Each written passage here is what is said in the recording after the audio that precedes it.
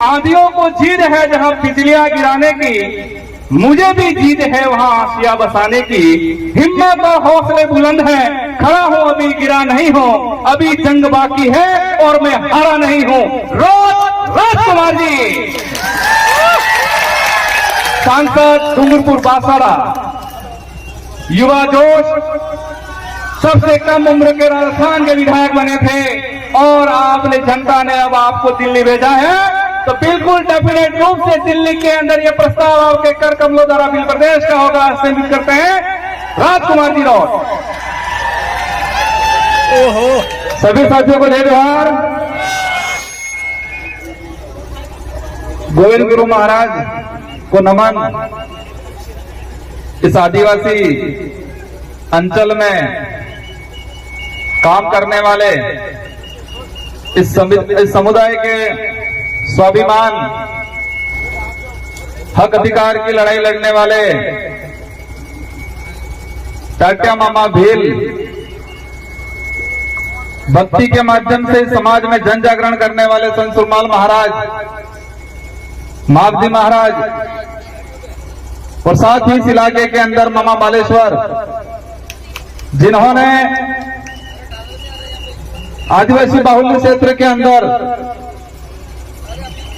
इस समाज को एकजुट करके इस समाज के लिए, हक अधिकार के लिए, स्वाभिमान के लिए अंग्रेजों से लड़ाई लड़ी, राजा रजवाड़ों से लड़ाई लड़ी। इन समस्त महापुरुषों को, इन गुरुओं को नमन करते हुए मेरी बात को शुरू करना चाहूंगा। आज ये जो कारवां बढ़ा है, रास्ते में लोग आ रहे हैं, ये किसी के बुलाए हुई भीड़ नहीं है। ये 1500 आदिवासी 17 नवंबर 1913 को जो शहीद हुए थे, उनका खून है और वो बदला लेने के लिए आई हुई है आज। वो सपना पूरा करना है हमें। बड़े दुख की बात है कि 1913 में एक ही दिन में लाखों की जो संख्या इकट्ठी हुई थी गोविंद गुरु महाराज के नेतृत्व में, इसी पहाड़ी पे, इसी पहाड़ों पे आसपास के। और उस समय तत्कालीन जो राजा रजवाड़े अंग्रेजों की मदद से गोलियां चलाई और इस नरसंहार में इस पहाड़ी पे महिलाएं भी थी, बच्चे भी थे, बड़े बुजुर्ग भी थे, जवान भी थे। और एक ही दिन में अगर 1500 लोग, 1500 के करीब लोग एक साथ मरते हैं, तो आसपास का जो मध्य प्रदेश, वर्तमान में राजस्थान, गुजरात, महाराष्ट्र, जो उस समय भिल टेरिटरी के नाम से जाना जाता था, उस इलाके में क्या स्थिति बनी होगी। हम देखते हैं हमारे गांव में, अगर गांव में कहीं एक्सीडेंट हो जाता है, कि व्यक्ति मरता है, तो पूरे गांव को तकलीफ होती है, पूरा गांव दुखी होता है, पूरा गांव शोक व्यक्त करता है। और जिस परिवार का व्यक्ति की डेथ हुई है, वो परिवार सालों तक ऊपर नहीं आ पाता है। तो इसी पहाड़ी पे 1500 आदिवासी एक साथ मारे गए 1913 के दौरान। तो इस इलाके में कितना मातम छाया होगा, कितना डर घुसा होगा, कितना दुख हुआ होगा। ये जो गांव पड़ा था, वो गांव आज तक नहीं भरा है। तो लड़ाई किसकी लड़ रहे थे? मैं इन इतिहासकारों को कहना चाहूंगा, जिन इतिहासकारों ने भील प्रांत की मांग को लेकर यहां पर भक्ति के माध्यम से आंदोलन खड़ा किया था। भक्ति के माध्यम से उद्देश्य था, अंग्रेज से लड़ाई थी कि हमारा अलग से भील प्रांत दिया जाए, ये उद्देश्य था, माध्यम भक्ति था। भक्ति के माध्यम से भील प्रदेश की जो लड़ाई लड़ी जा रही थी उस समय, और उस इतिहास को, उस सच्चे इतिहास को कई इतिहासकारों ने 2-4 लाइनों में सिमट दिया, कह दिया कि भक्ति आंदोलन हो रहा था और 1500 आदिवासी मारे गए। इस देश का तो ठीक है, लेकिन विश्व का एक भी इतिहास ऐसा नहीं मिलेगा, एक भी घटना ऐसी नहीं मिलेगी जहां सिर्फ भक्ति की जा रही थी और गोलियां चलाई थी। आपने किने गड़े उतरे। अगर हमारे पूर्वज सिर्फ नर्ग बजाता, भजन करता, सिर्फ भक्ति करता, तो क्या इस बात से अंग्रेजों को दिक्कत थी क्या? भक्ति करने से सिर्फ दिक्कत नहीं थी, लेकिन भक्ति के माध्यम से समाज को जागरूक करके अलग बिलराज कायम कर रहे थे, उस बात से उन लोगों को दिक्कत थी। लेकिन इस इतिहास को बदल दिया गया, उस इतिहास को दबा दिया गया। मैं इस विचारधारा को धन्यवाद देना चाहूंगा, इस विचारधारा की शुरुआत में काम करने वाले लोगों को धन्यवाद देना चाहूंगा, जिसकी बदौलत दबा हुआ इतिहास वापस उजागर हुआ और आज लाखों की संख्या में इससे पहाड़ी पे ये कारवां खड़ा हुआ है। इस कार्रवाई के साथ हर समुदाय का व्यक्ति यहाँ प्रतिनिधित्व कर रहा है, माइनॉरिटी का भी है, एससी समुदाय का भी है, ओबीसी का है, कई जनरल के भाई भी हैं। हमारे साथ वो हर व्यक्ति है जो मानवता में विश्वास करता है, जिसके अंदर छुआछूत है, भेदभाव है, जिसके अंदर शोषण की भावना है, वो व्यक्ति इस विचारधारा का हमेशा विरोध करेगा। जिस व्यक्ति के अंदर ये भावना है शोषण की, छुआछूत की, शोषण की, वो व्यक्ति हमेशा हमारा विरोध करेगा और हम भी ऐसे लोगों को विरोध करते रहेंगे हमेशा के लिए। हर उस व्यक्ति का, हर उस समाज का सम्मान करेंगे, हर उस व्यक्ति का सम्मान करेंगे जो मानवता में विश्वास रखता हो, जो छुआछूत में विश्वास नहीं रखता हो, जो शोषण में विश्वास नहीं रखता हो। इन सभी लोगों का, उन सभी समाज का हम सम्मान करेंगे। हमारे पूर्वज भी करते आए थे और हम भी करेंगे, लेकिन अब वो वक्त नहीं रहा है। शोषण होता आया है समाज में, बिल प्रदेश की मांग है। कई लोग चाहते हैं, पूछते हैं क्यों। दुख की बात यह है कि हमारे भी समाज के, इस समाज का सर्टिफिकेट लगा के अधिकारी, कर्मचारी, नेता बन जाते हैं और वो ये भूल जाते हैं कि मैं किस सर्टिफिकेट लगाने की वजह से। मैं ये उनकी योग्यता पर सवाल खड़ा नहीं करना चाहता, लेकिन आदिवासी समुदाय का वो व्यक्ति अगर कहे कि मैंने आदिवासी का सर्टिफिकेट नहीं लगाया और मैं सिर्फ मेरी योग्यता से आगे बढ़ा, ऐसा कोई माई का लाल हो तो बताओ। दुख होता है जिस समाज का सर्टिफिकेट लगा के बड़ा पेट करके बैठे हैं, बड़े अधिकारियों की पोस्ट पे बैठे हैं, लेकिन उस समाज का आदमी उनके पास जाता है तो वो हीन भावना से देखते हैं। लेकिन वो वक्त भी आ गया है कि ऐसे लोगों को भी समाज समय आने पे समाज के बीच में नहीं बैठने देगा और उनके अंतिम संस्कार में 4 लोग भी उनको कंधा देने वाले नहीं मिलेंगे। ये वक्त भी आ रहा है। आज जो समाज की स्थिति बनी हुई है, बिल प्रदेश की डिमांड इसलिए है, बिल प्रदेश नहीं बनने से हमारा आदिवासी समुदाय कुछ राजस्थान में हो गया, कुछ मध्य प्रदेश में, कुछ महाराष्ट्र में, कुछ इधर गुजरात में अंदर, और उसी की वजह से हमारा समुदाय 4 हिस्सों में, 4 राज्यों में बटा। उस वजह से हमारी संस्कृति का विनाश होने के कंगार पे चली गई, हमारा इतिहास दबा दिया गया और हमारा जो भौगोलिक क्षेत्र है, इस भौगोलिक भूखंड के अंदर जो खनिज है, उन खनिजों को निकाल के 4 राज्यों का राजकोष में जमा किया और आदिवासियों को इसका फायदा आज तक नहीं मिला। सबसे बड़ी बात यह है, देश के अंदर कुपोषण का आंकड़ा निकाल के देखें, देश में कुपोषित इलाका अगर आता है, रेड इलाका, तो यही बिल प्रदेश की टेरिटरी जो वर्तमान में 4 राज्यों में बटा हुआ है, उसी इलाके के अंदर भुखमरी है, कुपोषण है, अशिक्षा है। तो उसके जिम्मेदार उस समय तत्कालीन जो लोग राज्यों का पुनर्गठन करते थे, राज्यों का निर्माण करते थे, उन लोगों ने इस समुदाय के साथ अन्याय किया गया है। कई लोग कहते हैं कि नई पार्टियां, नई विचारधारा के लोग इस मांग को कर रहे हैं। हम तो 1913 में जो गोविंद गुरु महाराज ने जो मांग रखी थी, जिनके लिए 1500 आदिवासी शहीद हुए थे, उसी मांग को हम आगे बढ़ा रहे हैं। हम कोई नया काम नहीं कर रहे हैं। और इस बात को लेके कांग्रेस के भी कई नेताओं ने ये बात रखी है और वर्तमान में टीएडी मंत्री,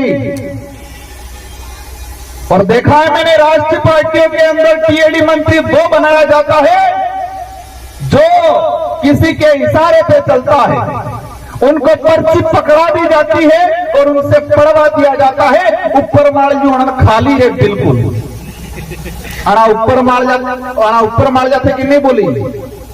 नंदलाल जी मेरा टीएडी मंत्री थे, भाजपा से ही बिलोंग करते थे। उन्होंने खुद ने कहा था बिल प्रदेश बनना चाहिए, तो बाबूलाल जी आज कौन सी खेत ही मिली हो जो आज के रहो नहीं बनना चाहिए। कई नेताओं ने, कांतिलाल जी पुरिया मध्य प्रदेश से, उन्होंने आपकी बात रखी थी। गुजरात के कई नेताओं ने बात रखी है और राहुल गांधी जी खुद यहां बोल के गए हैं कि आदिवासी देश का मूल मालिक है। तो क्या है बाबूलाल जी उनसे भी ऊपर चले गए, ऐसा लग रहा है मुझे। मैं कई बार कहता हूं, आज यहां पर जो आए हैं वो गरीब परिवार से आदमी आया है। इस आंदोलन में, इस कार्य में जो पहुंचा है गरीब परिवार से, जिसके पास पैसा नहीं है, दौलत नहीं है, बड़े बड़े बंगले नहीं है, गाड़ियां नहीं है, लेकिन वो यहां पर आया है क्योंकि उसका जमीर जिंदा है। इसका जमीर जिंदा है, उनके अंदर यह है कि मुझे आत्म स्वाभिमान की लड़ाई लड़नी है, मेरे पूर्वजों का अधूरा सपना पूरा करना है, ये दिमाग में है। हमारे भी समाज के बहुत सारे पैसे वाले ऐसे लोग जो पेट भरने की लड़ाई लड़ते हैं, सुख सुविधा अर्जित करने की लड़ाई लड़ते हैं, स्वाभिमान की लड़ाई नहीं लड़ते हैं। और ना नेशनल पार्टियों को भी हमसे यही दिक्कत है, हमें यही चाहते हैं, हमारे से यही चाहते हैं कि आप सिर्फ भौतिक सुविधा की बात करो, पेट भरने की बात करो, सरकारी गेहूं की बात करो, आप अधिकार और जल जंगल जमीन की बात मत करो, ये चाहते हैं वो लोग। हम सिर्फ 2 रुपये गेहूं की बात करेंगे, हम रोटी कपड़े मकान की बात करेंगे। अगर यही बात करते हैं तो किसी पार्टी वालों को हमसे दिक्कत नहीं है, लेकिन हम जल जंगल जमीन की बात करते हैं उनको दिक्कत हो जाती है। हम धर्म की बात करते हैं उनको दिक्कत हो जाती है, और धर्म की बात करते ही पूरे आग बगुला हो जाते, पूरा फपड़ जाते हैं ये लोग। फपड़ते हैं नहीं फपड़ते? मदन दिलावर जी फपड़ गए थे, लेकिन आज पता था मानगढ़ की धरती पे आदिवासी समुदाय एकजुट हो रहा है और उनकी पार्टी का ऊपर से प्रेशर था, और 2 महीनों बाद उनको कहना पड़ा कि मैं खुद आदिवासी हूं, मेरे पापा दादा सीतामाता अभ्यारण्य में रहते थे, ये बोल के चले गए। प्रतापगढ़ वाले साथियों, खोजना पड़ेगा उनके बाप दादा सीतामाता अभ्यारण्य में कहां रहते थे, क्या वो भी झूठ बोला है कि नहीं बोला, इस पे भी अब जांच कराएंगे हम लोग। इनको छोड़ने वाला नहीं है। उस कौम को छेड़ा तुमने, जिस कौम ने अंग्रेजों से लोहा लिया, मुगलों से लोहा लिया, राजा रजवाड़ा से लोहा लिया। ये बात अलग है, हमारा समुदाय भोला है, सीधा है, हम दयालु हैं। उसी बात का कई लोगों ने हमारे साथ फायदा उठाया है, लेकिन अब वक्त नहीं रहा, हम चतुर हो गए हैं, सावधान हो गए हैं। अब ये लड़ाई लड़ने वाली हम सिर्फ नेता एमएलए एमपी बनाने तक सीमित रहने वाले नहीं है। जिस तरह गोविंद गुरु महाराज का भक्ति के माध्यम से बिलराज कायम करने का उद्देश्य था, इसी तरह हम भी हमारा एमएलए एमपी बनाने के माध्यम से बिलराज कायम करने का हमारा जो लक्ष्य है वो पूरा करने वाले हैं। मैं इस कमांडाल में विराजमान सारे साथियों से अनुरोध करना चाहूंगा, हम यहाँ पर आ गए, तालियां बजा दी, हमने 1-2 सेल्फियां ले ली, इंस्टाग्राम पे चढ़ा दिया, वहां तक सीमित नहीं रहना है। सबसे पहले हम सबको मजबूत होना है और मजबूत दिमाग से होना है, क्योंकि कई बार हम कहते हैं आंख से अंधा है, कानों से बहरा है, इसको हम समझा सकते हैं, लेकिन दिमाग से अंधा है, उसका इलाज नहीं हो सकता है। आंख से अंधा है, कानों से अंधा बहरा है, पैर से विकलांग है, हाथ से विकलांग है, उसको हम रास्ता दिखा सकते हैं, वो बात मान लेगा। लेकिन जो दिमाग से विकलांग है, उसका इलाज नहीं है। तो हमारे आसपास भी ध्यान रखना है, दिमाग से विकलांग कौन है, और देखा है ये राष्ट्रीय पार्टी वाले अधिकतर दिमाग से विकलांग हैं। उनको पर्चियां पकड़ाई जाती है, उनको बुलवाया जाता है, उनको खुद को नहीं पता है हम क्या बोल रहे हैं, क्योंकि वो दिमाग से विकलांग है। अगर दिमाग से विकलांग नहीं होते तो अपने विवेक से सोचते ये सही है गलत है। बाबूलाल जी आज कह रहे हैं, लेकिन उनको यह नहीं पता कि नंदलाल जी मीणा खुद चाहते थे दिल प्रदेश बनना चाहिए, और कई बार उन्होंने यह स्टेटमेंट दिया गया, क्योंकि वो दिमाग से विकलांग। हम सबको पढ़ाई करनी है, और मैं इस मंच से कहना चाह रहा हूं, केंद्र सरकार से बहुत जल्दी बिल प्रदेश को लेके एक कमेटी गठित करके इसका क्राइटेरिया कितना है, इसके हमारे लिए पूरी कमेटी गठित करके काम कराने की कोशिश रहेगी बहुत जल्दी। और साथ ही आप लोगों को भी हमारे बच्चों को पढ़ाना है, क्योंकि शिक्षा ही वही हथियार है। अब गोलियों से या बंदूकों से या तीर कमान से काम हमारी कल्चर से जुड़ा रहेगा। वो अब लड़ाई कलम से लड़ी जाएगी। हमें पढ़ाई करनी है, खा पी के मजबूत रहना है, और आसपास के जो दिमाग से विकलांग है उनको समझाने की कोशिश करनी है। आज जो वर्तमान स्थिति बनी हुई है, धर्म की बात को लेकर चिढ़ते हैं हम लोगों से। मुझे लग रहा है संचालक महोदय साहब रुकने की कोशिश कर रहे हैं। इन लोगों की पॉलिसी है धर्म के नाम से लड़ाओ, लेकिन हमें ध्यान रखना है, हमें धर्म के नाम से नहीं लड़ना है, न धर्म के लिए लड़ना है। हमको जल जंगल जमीन के लिए लड़ना है, धर्म के लिए नहीं लड़ना है। आदिवासियों को आदिवासियों से खत्म करने की नीति अपनाई जा रही है। आदिवासियों को आदिवासी से खत्म करने की नीति अपनाई जा रही है, और उस नीति में पहला उनका जो उद्देश्य है, पहला उनका हथियार है, वो धर्म है। और उसका उदाहरण हम देख चुके हैं मणिपुर के अंदर। आदिवासी ने आपस में मारा काटा। वो जमीन की लड़ाई कम थी, वो धर्म की लड़ाई ज्यादा थी। वही आदिवासी कुछ ईसाई बना दिए गए, कुछ कट्टर हिंदू बना दिए गए, और वही नीति कुशलगढ़ में चल रही है। पूरे उदयपुर संभाग का अगर देखते हैं, आरएसएस की सबसे ज्यादा शाखा बांसवाड़ा और कुशलगढ़ में है। और दूसरा भी जो मामला चल रहा है वही है। हम किसी भी धर्म का विरोध नहीं कर रहे, लेकिन हमारे समुदायों को मानसिक रूप से गुलाम बनाने का अगर कोई काम कर रहा है, और समुदायों को मानसिक रूप से गुलाम बना के आपस में लड़ाने का काम कर रहा है, वहां हम खड़े रहेंगे और बोलेंगे। मणिपुर के अंदर लड़ाया, वहीं बाबूलाल जी जाडोल के अंदर लड़वाएंगे, और हमने अभी ये नहीं संभाला तो आने वाले समय के अंदर हमारा समुदाय जमीन के लिए, हक अधिकार के लिए, आरक्षण के लिए, स्वाभिमान के लिए नहीं लड़ेगा, धर्म के लिए लड़ेगा। हम धर्म पूर्वी लोग हैं, हम गोविंद गुरु महाराज, संत सुरमार महाराज, मालजी महाराज को मानने वाले लोग हैं। हमें दूसरे के किराए के धर्म में रहने की जरूरत नहीं है। इसलिए हम सबको मजबूती से खड़े रहना है। और आज जो आए हैं, हम क्षमा चाहेंगे, कुछ असुविधा हुई होगी। आज मैं एक एमपी हूं, हमारे 4 विधायक हैं, और हम आज से कह के जाना चाहेंगे, अगली बार बहुत शानदार व्यवस्था मिलेगी आप लोगों को। और कोशिश रहेगी, और आप सबको मिलकर कोशिश करनी है कि अगली बार ये पहाड़ी तो ठीक है, लेकिन वो पहाड़ी भी डग जाए, इतना कारवा बढ़ाना है इस बार। मोदी जी भी मजबूर हो जाए सोचने के लिए कि बिल प्रदेश के वासी जब चुके हैं, और इस कार्य में हम हर समुदाय को साथ में लेंगे। इस इलाके में रहने वाले कोई भी समुदाय हो जो मानवता में विश्वास करता है, हमारे पूर्वजों ने भी साथ दिया था। आज देश के अंदर महाराणा प्रताप को महान राजा माना जाता है।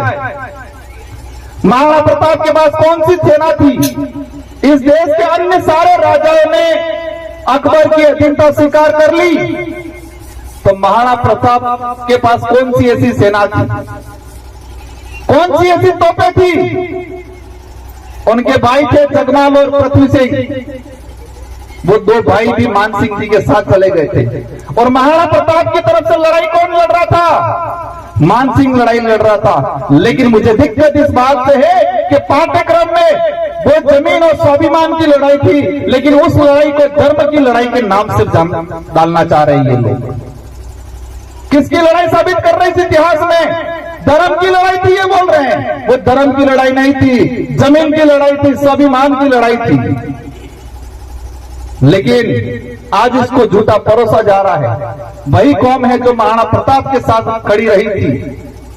माइनॉरिटी के लोग थे, आदिवासी समुदाय थे, गला कटवाया था और राणा प्रताप को देश के अंदर महाराणा प्रताप का गर्व दिलाया। और वही कौम हम उस समुदाय को भी कहना चाहते हैं, आप दूसरे के बहकावे में नहीं आए। पहले भाईचारा था, उस भाईचारे को बढ़ाए। मैं दोबारा वही कहना चाहूंगा, हर उस व्यक्ति का हम साथ देंगे, हर उस व्यक्ति को साथ रखेंगे जो मानवता में विश्वास रखता है, छुआछूत भेदभाव शोषण की नीति से दूर रखता है, और हर व्यक्ति का हम साथ देंगे। साथ ही सभी साथियों को शांतिपूर्वक तरीके से जाना है। कुछ असुविधा हुई होगी, आयोजन कमेटी ने बहुत शानदार आयोजन किया है। ये जो आज व्यवस्था की है, पुलिस प्रशासन का भी शानदार सहयोग रहा है, अन्य डिपार्टमेंट के लोगों का भी शानदार सहयोग रहा है। फिर भी जो कमी पेशी रही होगी, आने वाले साल ये कमी पेशी आपको नहीं दिखने मिलेगी। हम सब मिलकर कोशिश करेंगे। इन्हीं शब्दों के साथ आप सबको धन्यवाद। आप सभी आज प्रण लेके जाए, एक साल के अंदर हमारे बच्चों को शानदार एजुकेशन दे, खा पी के मजबूत रहे, और पैर से विकलांग होंगे चल जाएगा, लेकिन दिमाग से विकलांग नहीं होना है। ये प्रण लेके जाना है। आज हम जल जंगल जमीन की लड़ाई लड़ेंगे, हम धर्म की लड़ाई नहीं लड़ेंगे।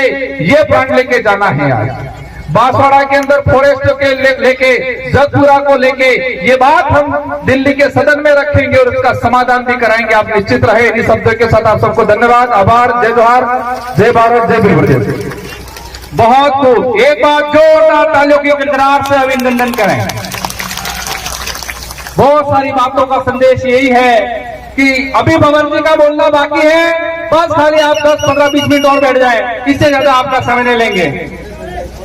हाँ, लोकेश भाई का कोई फोन गिर गया है। लोकेश भाई बहुत ज्यादा